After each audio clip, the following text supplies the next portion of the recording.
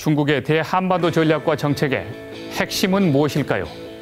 그것은 남북한 간 세력 균형의 유지를 위해 정치 군사적인 측면에서는 북한이라는 지정학적 핵심 이익지대를 활용하고 경제적인 측면에서는 한국이라는 실리적 경제 이익지대를 활용한다는 투트랙 전략입니다.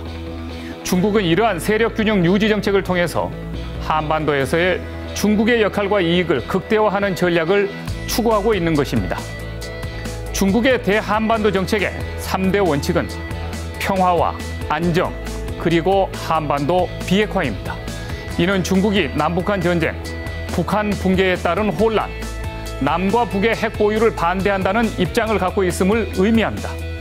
중국은 장기적인 측면에서 한반도 통일 국가가 중국 친화적인 나라가 되기를 바라고 있습니다. 한반도가 자신들의 세계화 동북아 진출을 위한 교두보이자 외교 전략의 거점 지역으로 확보되기를 꿈꾸고 있는 것입니다.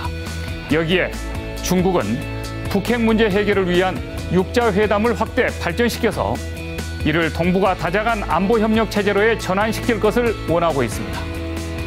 특히 남북 통일 문제에 대해 중국은 1992년 8월 한중 수교 당시 성명을 통해 밝혔습니다.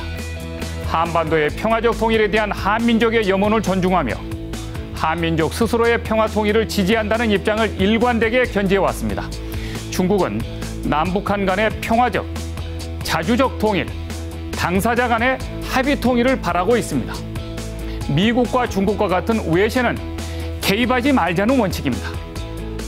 이는 한반도의 통일이 다음의 세 가지 기준에 반하지 않는 통일이 한다는 중국의 삼불반 정책에도 잘 드러나고 있습니다. 첫째, 자국의 경제 건설을 저해하지 않는 통일. 둘째, 외세의 개입이 없는 통일. 그리고 셋째, 통일 국가가 중국과 우호 협력 관계를 유지할 수 있는 통일. 이 세 조건이 충족된다면 한반도 통일은 반대하지 않겠다는 입장인 것입니다. 여기에 남한과의 관계도 1단계로 경제적 호혜 관계를, 2단계로 정치적 설린 관계를, 그리고 3단계로 안보적 협력 관계를 원하고 있습니다. 이런 중국의 대한반도 정책은 매우 일관적입니다. 그런데 우리는 가끔 중국의 대한반도 정책을 지나치게 주관적으로 해석하거나 심지어 우리가 설정한 정책 목표와 방향에다가 중국의 입장을 깨어 맞추는 우를 범하고 있는 것은 아닌지 자문해 봐야 합니다. 북한에 대한 중국의 역할과 영향력에 대해 과대한 기대와 막연한 생각, 그리고 자의적인 해석은 오히려 통일 문제를 그르칠 수 있습니다.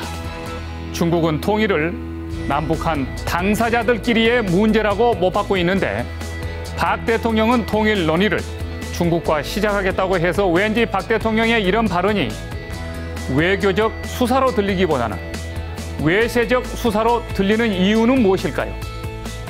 혹시 박 대통령의 대중국 통일 외교가 효과는 내지 못하고 오히려 중국을 불편하게만 만드는 외교가 되지는 않을지 걱정이 앞섭니다. 지금은 중국의 대한반도 정책 기조의 본질과 그 속내를 꿰뚫고 치밀하고 전략적인 외교를 펼쳐나가야 할 때입니다.